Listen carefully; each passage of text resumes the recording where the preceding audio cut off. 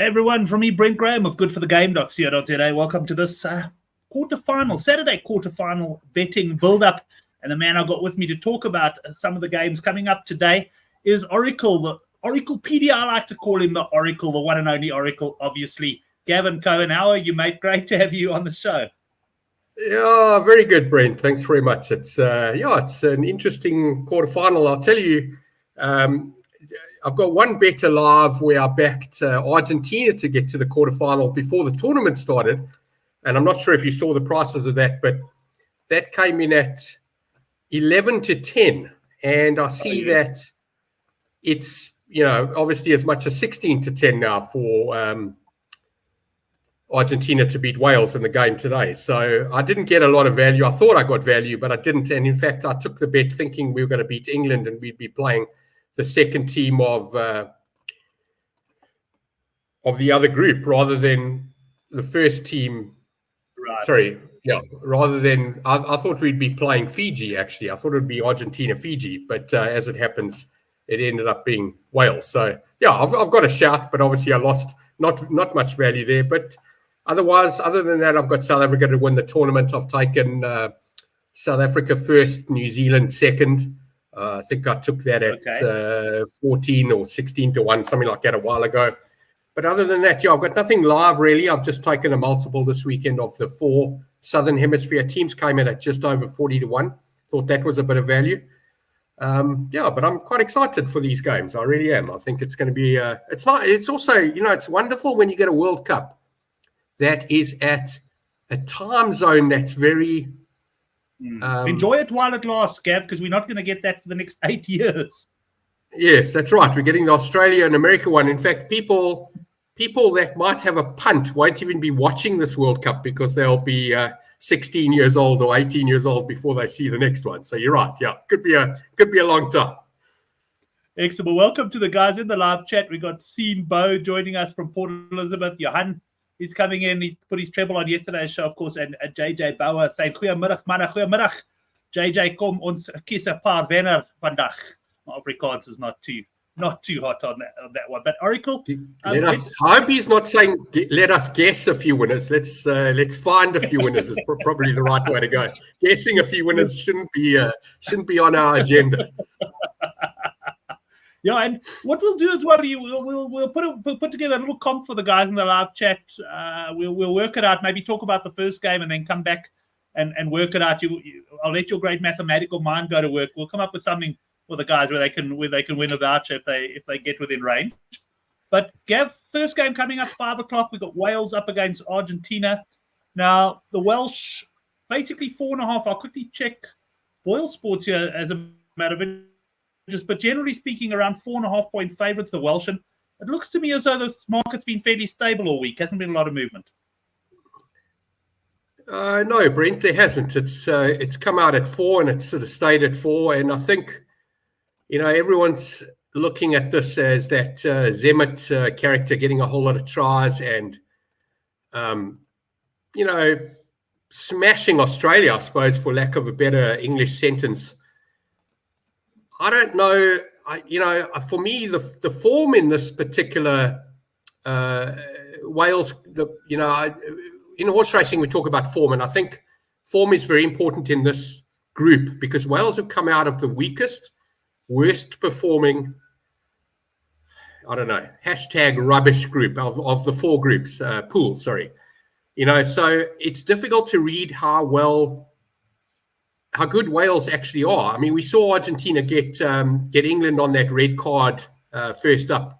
They weren't able to do anything with it. Ended up getting it George forwarded by 4 drop goals or 3 drop goals or whatever it is. Wales were very lucky to beat Fiji.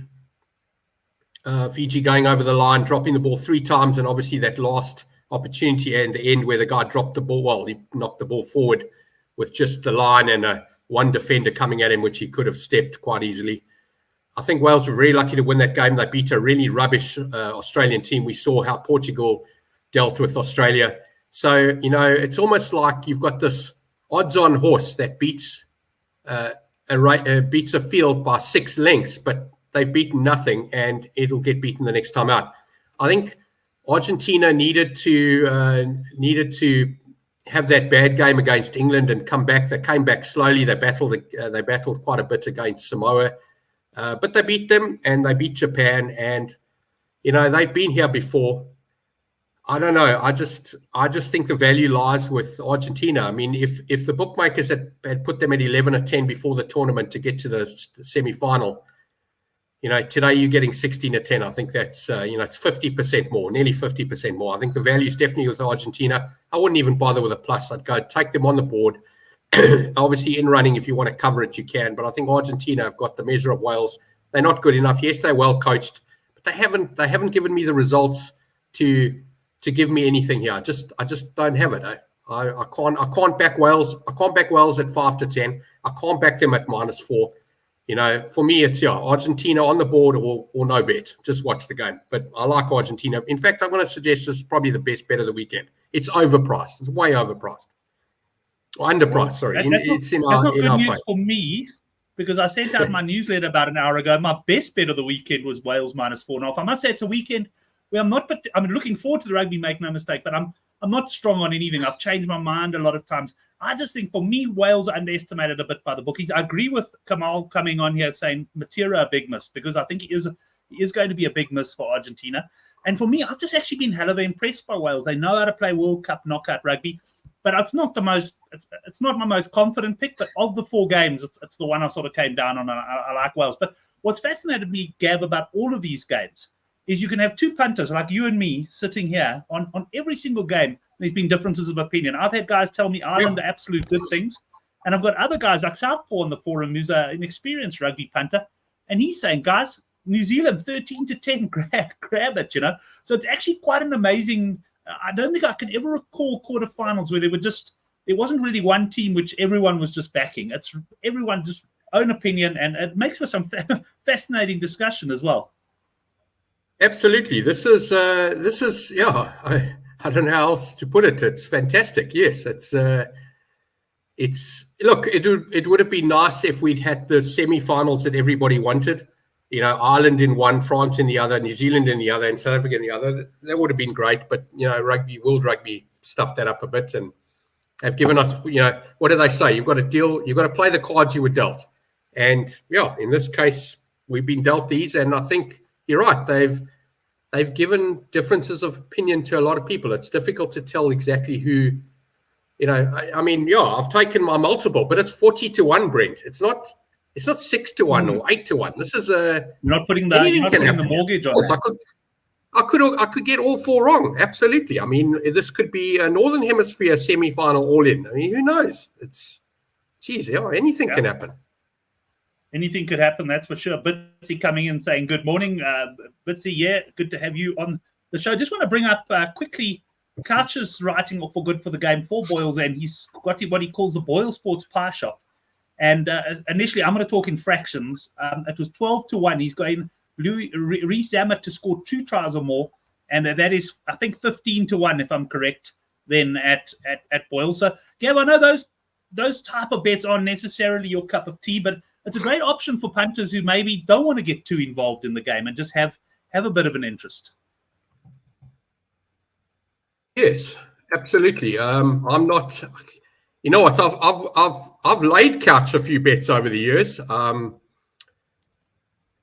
always laughed when he's picked these, his hookers to score the last try or the first try. But you know what? He's got a good eye for it, and he's doing the homework. I'm not. So I'm just guessing. If anything, if I'm to be honest, I just say follow him because he's finding them. He's finding them at 16 to 1. I mean, that one with Quacker scoring last and he nearly got the Dion Fourie one. Jeez, if Dion Fourie had scored that try against Ireland at the end, South Africa win the game. That's the kind of stuff he's finding. So, Couch knows his stuff. Don't be a mug. He's he's not a mug. Let's put it that way. So, follow the guy. I mean, that's cracking value. I'm just, you know what? I just generally think those are quite badly priced, but yes, with a bit of a boost, they're fine. I just think bookmakers bet at 150, 180% on those kind of things, and it's not great for the punters. Yeah, no, I'm with you then. And also, I do think that this is going to be, I'm expecting low-scoring games this weekend in general. So for a guy to get 2 tries is a big ask, but then you're getting 15-1 or whatever. As you say, can't do a lot of damage. But Gav, Right. before we chat about the next game, maybe let's come up with a little comp. You were saying something before we came on air, thinking that the guys have to take the winning margins starting in the first game and progressing to the fourth game and multiply them out. You want to run that through with us? But we worked out that would be about 3 million to 1. So that's pretty stupid. That was the total points. The total points. Let's run through an example. So we can give a voucher away here. We can give away 500 Rand voucher if you get within 5. So if you get it correctly, obviously that's fine, but within 5. I would say the best way to do this is the multiple of the margins. So let's give an example. Let's say each team wins by 5. It doesn't matter who wins. You don't have to say Wales by 5. You just need to say 5. Yes. So 5 times 5, 25 times 5 is 125 times 5 is 625. So yes, if you get within let's say 25. So if you get 600 and the result is 625, you'll get 500 Rand. Otherwise, you'll get 250 Rand voucher if you get it. If you're the closest. So that's quite a cool one. That's fair enough. Yeah. So the guys that are thinking that England might win by 30, for instance, will have a different result to, my example of each team winning by 5. So yeah, this can be quite wide. The range here could be 2 times 2 times 2 times 2 against, 30 times 5 times 7 times 12. It could be anything. Right. So, guys, you can let us have that in the live chat. You might want to do a little bit of maths, or otherwise just take an absolute flyer based on Gavin's example. And, closest will get a 250 voucher. And if you get within, what did we say, Gav? 50? 50. Oh, let's 25. Say 50. Yeah. If you get within 50, you get 500. Either side. That's fair enough. Because, it only takes one game where a team win by 20 or something. Yeah, but that's the fascinating thing. The next game's only by 1. Then it brings it right, it sort of leaves it there. I actually like this. We must give some more thought to this definitely on future shows as well. Yeah, so I just, I watched your show on Thursday night, Brent, and I thought to myself, somebody's getting a prize on, a lucky draw and whether they get picked or not. And I thought, yes, let's put a little bit of skill into that at least. If you're going to give somebody a prize for, entering a competition, at least, they've got to come up with something. I don't know. So that's what I was thinking. Yeah. I don't know. I just try to make it a little bit skillful as opposed to lottery stuff. Yeah, no, 100%. I just want to bring up Winslow's post here. I think this is probably about the last punter standing competition we're running on the forum this week. Switch bitch is saying, why don't I approve them? So what happens, Winslow, and thanks for bringing my, I do say in the thing there to email me if there's any problems, because we get spammed like you cannot believe in our forum. So what happens is a lot of the stuff goes to junk mail and I might have missed it. So I'll certainly look that one up after the show. Carl has come in with a 48, so he's expecting really low margins in the games, and that's certainly a run. But what is that? That's 3. That's not even 3 times 3 times 3, because 3 times 3 is 9 times 3 is 27. That's over that. So he's got a couple of 2s and 1s in there. Fair enough. I mean, and that's the thing. If you can get a 2 and a 1, obviously that brings it right in. So anyway, we've got Carl there, 48. Johanna's not entering the comp with this one, but he's saying Wales by 3 points. And just to mention to the guys, so we've got a couple of things. I'm just going to make quick mention of them now. We've got the last punter standing. That's going to end at 5 o'clock. Well, you can enter until the start of the Wales game there. That's on the Good for the Game forum. We've got some nice vouchers up for grabs. And then we've also got a Super Brew competition. And what I like about this one is we're starting it from the quarterfinals. So if you're in Super Brew, and it's called a clean slate, and if you're in Super Brew, and even if you are in contention in your other pools, you can still enter this one. It won't impact that at all. But a lot of guys have lost interest in Super Brew now because they've sort of fallen out of contention. And what we got there is a poker bet to put up a few vouchers. But if someone can get, and Gavin, I'd be interested in your thoughts on just how difficult this would be. If someone can pick all 8 winners on this new Super Brew League that get the margin, so you're within 5 either way, they're gonna put 20 grand in for that if you can get that. I mean, it's not easy. Yeah, I was just going to say, that's got to be a big prize because that's hell of a hard. Wow. No, it is hard. It is hard. I actually suggested it to them.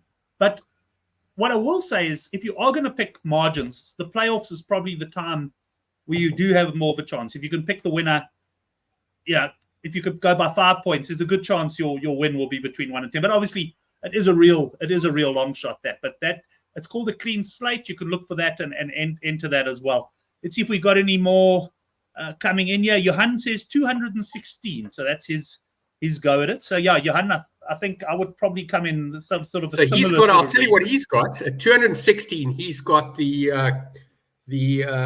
6 to the power of 3. So he's got 206 and a 0. He's got a draw. We'll do this on full time. Yes, so we'll do this on full time to give him a chance. If all 3 are 6 and a 0, then he's a winner. That's 216. Sorry, my maths is very good. I picked that up quickly. Right. And so what were you saying about the full time and the draw there?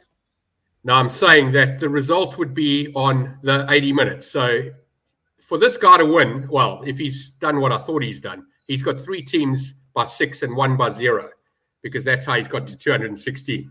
But here's a question I have to ask you, Gav. What happens if the final game is a draw? Now, if you times anything by 0, it's 0, right? Well, we'll just ignore that. Ignore it. No, that's perfect.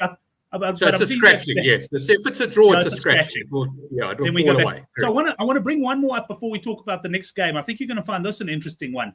And Edward has come up with some really shrewd punts on the good for the game for him. He's gone 20,736. He's expecting some big margins to. But not necessarily, That could be, well, I don't know, 20 times 20 is 400 times. Yeah, no, he's out. It can't be 20,000. That's massive. That's not going to happen. Right. Well, let's chat about the next game, Gav. And I want to ask you this because we didn't even get a chance really to talk before this. Are we going to do another show tomorrow to focus on the 2 quarterfinals tomorrow, or do you want to just cover them today? No, yeah, let's do them now, Brent. I'll tell you why. I'm involved in 2 mates of mine are running in the Cape Town Marathon. I'm going to be down in Greenpoint most of the day, and I don't know what condition I'll be at this time tomorrow afternoon. So, yeah, I don't even know where I'll be at this time. So, yeah, let's talk about all the 4 games now. That's far better. Okay, 100%. Well, let's move on to the next game. It's, of course, what I consider the biggest, one of the 2 big games on the weekend. It's Ireland up against New Zealand. Ireland were priced up favourites, and they're pretty much stuck there. I've seen them go 2.5, come into 1.5. But, Gav, there's also a number of punters who say New Zealand could win this. I've changed my Super Brew pick 3 or 4 times. I must tell you that I'm currently in the All Black camp.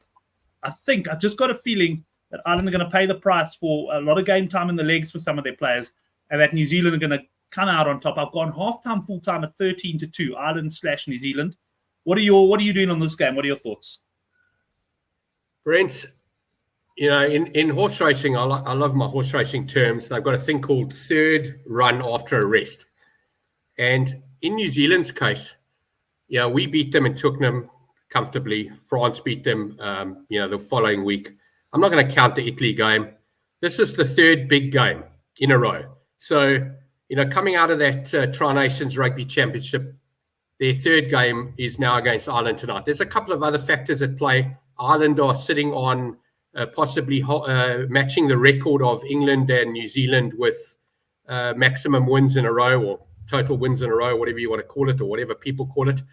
When we were sitting in that position with Gary Teichmann and I forget the coach's name. What's his name? Australia. No, man, the other one. No, the one that's on TV. Mallet was going for the record, yeah. Yeah. So, we were minus 6 against Wales that day. I think it was Wales. I don't think I'm wrong. I think it was Wales we were playing. And yeah, we lost. I think we lost by 6. I can't remember exactly, but it was so much pressure on us to get that record. I don't know. This is tough for and the 3rd issue for Ireland is that they've never got out of quarterfinal. That's huge, Brent. Yeah. That's massive. This is mental stuff. This is going to be. I agree. I agree with you. It's going to be. I mean, mentally, they're going to be nervous, and that. But I do think that this is a better Ireland side than anything I've seen before from Ireland. I think they're well capable of going all the way. But I just think this game is going to be an almost coin toss game, really. And the start is going to be fascinating because I think we're going to see the most hectic 20 minutes of rugby because both of these sides are known for fast starts. And yeah, I mean, if New Zealand can produce what they did against us, I think it was in Auckland. At Mount Smart in that rugby championship game, and if Ireland can sort of produce what they did against Scotland, I mean, we're in for one hell of a game here. What is your thinking in terms of points on this game? I see 44.5. I mean, generally speaking, I'm thinking low scoring, but these are the sort of sides that could just put on a 60-pointer and have 2 points between them in the end. Yeah, sorry, I just lost my track there and I started rambling on. But just to answer the initial question, I just think it's, New Zealand are such a good team on paper, and my mate Charles Savage, which I'm sure a lot of people know who he is. I used to work with him at Global Trading, Easy Equities. He said to me in the 1990, I think it was 1999, there's no such thing as a bad New Zealand team. And yes, I know Henrik will tell me that they're badly coached, and he's probably right. But the reality is they're such a good team. You cannot write them off. I'm with you. I think New Zealand win this game. And I think there's too much pressure on Ireland. I don't think they're going to be able to deal with it. I was listening to your guy on the Thursday night show, the New Zealander, talking about Gibson Park and the other character who were average players in Super Rugby, and now they're shining because they're playing for Ireland. I can't be taking Ireland at favourites in this match. Yes, they've won they've won 2 of the last 3 times they've played New Zealand. I don't know. I can't remember exactly how many times it is, but yeah, I can't be taking Ireland in this game, and I don't know, points, and these points lines, Brent, they're sitting at like the low 40s. Yes. That can break out in 2 seconds. It can be a 27-16 game, and it's all over, and a couple of tries at the end of the game. I'd be very nervous going low here. I think the right thing to do here is to hope for the first 20 or 25 minutes being 6-3 or 3-0 or 6-0, and then you go over when you're getting a 37 or a 36, because I think this is going to be between 40 and 45, and it could even be slightly over 45 just with a kick. They are going to take their penalties when they get the chance. It's just tough. I wouldn't be climbing into anything like under 43 or under 44. Yeah, it's just too dangerous. You're going to sweat the whole game. Especially in this game, because both of these sides are well capable. They both play rugby to score tries. Yes, they're going to take the points when they're on offer. But, if I look at and we'll come to it now, the Bok-France games may be a different story. I can see the Boks just really grinding. And we might get something like that 13-8 score that we got when Ireland played the Boks. So you've got to look at the teams as well. But let's move on then to the third game. That takes place on Sunday, Gav. England here favourites up against Fiji, -7.5, -8.5, depending on where you shop. This is a very interesting game. I mean, I actually kept it at 10.5, but that's not to say I wanted to back the minus. In fact, I put the good for the game preview up earlier. I'm going Fiji on the board at 28-10 as one of my bets, and I've also taken +8.5. I think Fiji, despite not looking great in their last couple of games, are going to push England close. Yes, Brent, we saw before the tournament, I backed them. I think they were something ridiculous like 8-1 or 6-1 or 7-1. It was a big price, and they won the game. And I remember my wife saying, "Geez, your son's team is winning," because he'd called it earlier in the day before he'd gone out for the day. Let's go back to that Wales game. I mean, they're sitting on dropping the ball over the line, 3 times, and dropping the ball at the end. They could have beaten Wales by 15 to 20 points in that match. Wales' tries were very soft, especially that one where he kicked the ball up and into the corner in play, so not in a fixed position. And the Fijian catches that ball. It's a try on the other side. That's a 14-point swing. I mean, anything could have happened in that situation. So I think, Fiji are just a little bit more disciplined, and they catch the passes and not put them down, and they don't do stupid crap like they did against Portugal. They can win the game, of course, and I think at close to 3-1, I think between 5-2 and 3-1, depending on where you go, I think there's definitely value. England have shown us absolutely nothing. They were lucky to win that game against Argentina. Argentina switched off when the red card had arrived. They thought they'd won the game already, as did Fiji when they played Portugal. They probably thought they'd won the game already. They had to battle back to get their log point. Yeah, I'm going to tell you, don't bother about the 8.5 here, because England can win this game by 30. So you're better off just taking the 5-2 to 3-1, whatever you get at your bookmaker, to win the game on the board and enjoy it. And if Fiji are leading at halftime, you can probably do a bit of a cover bet. But yeah, I don't know. I'm not a big cover bet punter, so Yeah, I just think the value lies with Fiji. And yeah, as I said, it's part of my four-way multiple. New Zealand, all the Southern Hemisphere. In fact, I don't even know if Fiji are in the Southern Hemisphere. I'm assuming they are. I can't remember geographically, and I'm normally quite good with. Yes. I'm normally quite good with my my geography. So yeah, I think they're pretty close to the equator. But yes, I would say, yeah, Fiji on the board is the value. England have given us nothing to suggest they should be 3 to 10 favourites or whatever they are, or 5 to 10 or 4 to 10 or whatever. It's not good enough for me. I like Johan's comment here. He says he compares them to the Pumas Currie Cup rugby team. You want to back them when they're underdogs. You don't want to back them when they're favourites. And they kind of showed us that the last two games. They were big favourites, and they really stumbled their way through. They're the sort of side, I think, who likes to play as underdogs. Olga coming in there, Fiji by 1. There's another comment I wanted to bring up just because I was very much thinking along the same lines. Kamal Chowdhury saying, strange selections from England, and I'm with you there. You know, I would have played Ford. Personally, I know people say he's not that such a great defender. I would have had Ford at 10. I thought he was brilliant against Argentina. And from being a massive Owen Farrell fan a few years ago, I'm not a big Farrell fan. And he's one of the reasons why I'm looking to oppose England in this one. Gav, we got one more game to talk about. It's without a doubt for probably most of the people watching the show. It's without a doubt the big game of the weekend. We've got France up against South Africa. Some interesting team selections by South Africans. Reinach playing at scrum half there. But overall, what we've gone for is one incredibly experienced team, especially the pack. Loads of experience. Dwayne van Meulen coming back. But the handicap here has also been stable. We've got France minus 1.5, so very narrow favourites against the box. Where's the money been coming? I presume locally it's been coming for the box. And what are you going to do? Yeah, listen, South Africa will always back South Africa. I was talking to an Australian, and I said to him, you know, the last World Cup, England were in massive trouble, the bookmakers, with England. You know, so they had this, and you remember, I mean, they were overpriced. South Africa were overpriced in that final. They were 2 to 1, I think we were getting. It was ridiculous. In fact, I remember taking minus 15 at 20 to 1 South Africa, which arrived. Brent, yeah, in South Africa, all the bookmakers are standing South Africa. In fact, most of them have got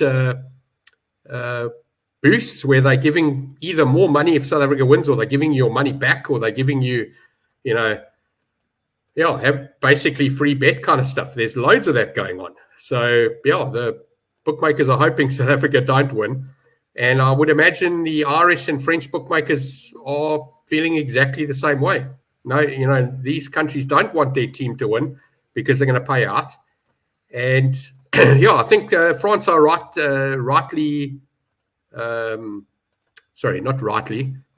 should be favourites. I do agree with that.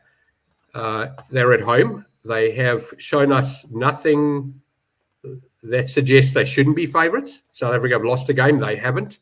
That Ramos character's in great form. The guy coming back from the injury, can't remember who smashed him, but he got smashed in the nose. I don't know if he's coming on. Yeah, I don't know if he's coming on with a mask on like some of them do.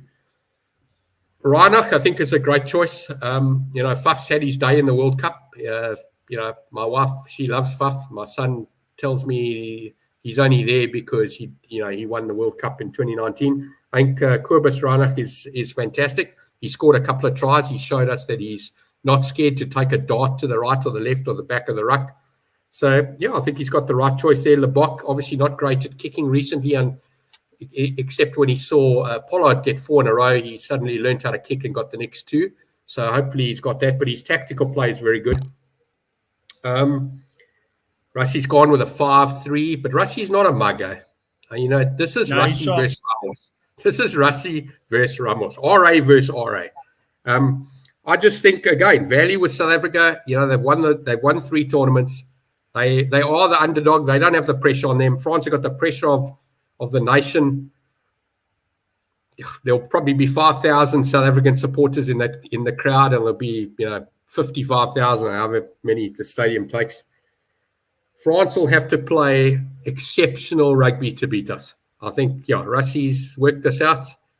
I think the values with South Africa, you're getting 11 at 10, 11.5 to 10 in some places. Values with South Africa.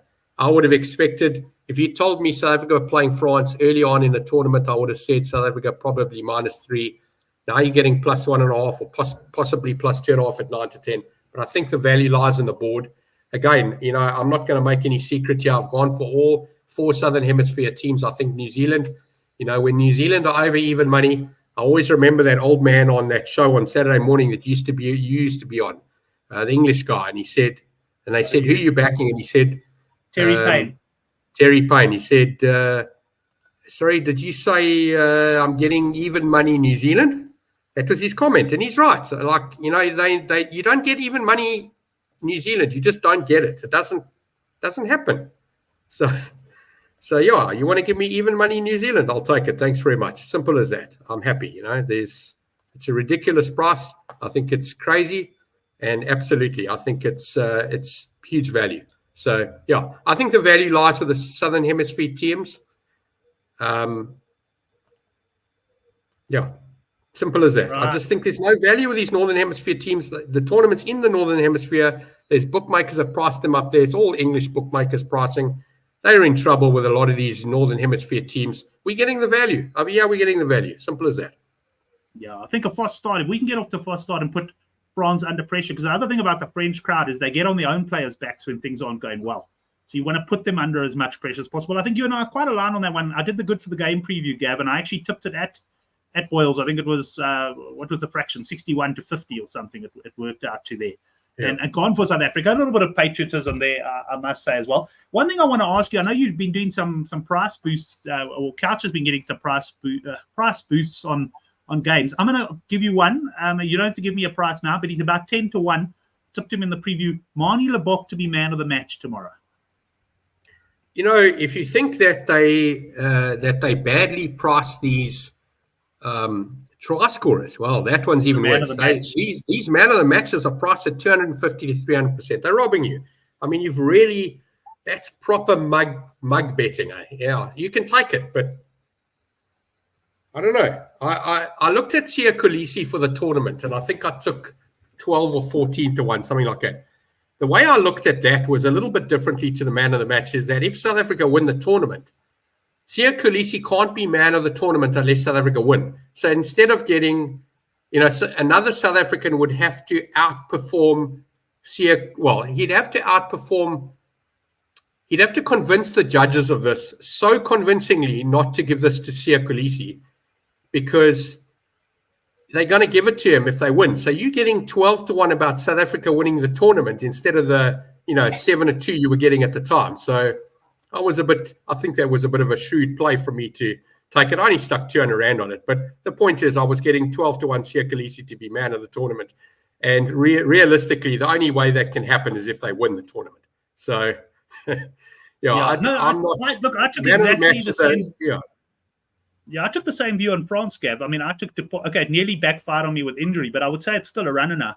I took Dupont. I think Boyles had him at something like 11-1. I took that instead of backing France to win the tournament. As I say, it nearly all unraveled because of injury. But the point being, I think, look, Ramos is going really well. I'm not saying it's a one-horse race if France win the tournament. But now, if Dupont comes back from injury and leads his team to victory, I think it's going to be bloody difficult to make it. Yeah, it'll be difficult for them to give it to somebody else. Correct. Yeah, absolutely.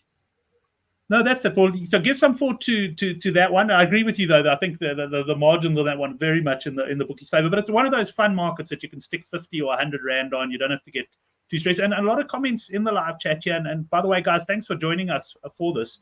But a lot of comments about Manie coming off. And I agree with you guys in the sense that he could well come off early, especially if things are not going well. But in that case, he ain't getting man of the match anyway. But if Manie's played well, I think he'll go deep. And let's just see. I didn't think he deserved man of the match against Scotland, and he got it. So I'm going to have a little nibble on him tomorrow, and it'll be won't be anything big, just very much an interest. But Gav, I'll go through after the 4 games and see what. Well, we'll definitely have a winner of the 250 Rand voucher. I'm just scanning through the live chat now, and we'll see who's closest. I think no one's even close to each other, so we're gonna. I think that's the beauty of this, is that you won't have people that are close to each other, because really anything can happen. This is to get this is hell of a hard. It really is. It's hard. Excellent. Well, anyway, thanks again to the boys in the live chat. Oracle, great chatting to you, mate. We'll be talking again soon. Enjoy tomorrow and as well, and I'm sure we'll catch up ahead of the semi-final sometime. We will, absolutely. Next week, Brent. Thanks very much for including me. And Excellent. yeah, cheers to everyone, and let's go all 4 Southern Hemisphere teams at 40-1. As has been noted in the live chat, my beer is unfortunately empty. I've been sucking on a dry bottle for a while. That's going to change in just a couple of minutes. Thanks, everyone. It's been great having your company. And yeah, can't wait for the action to begin. A little afternoon nap for me, and then I'm going to be raring to go.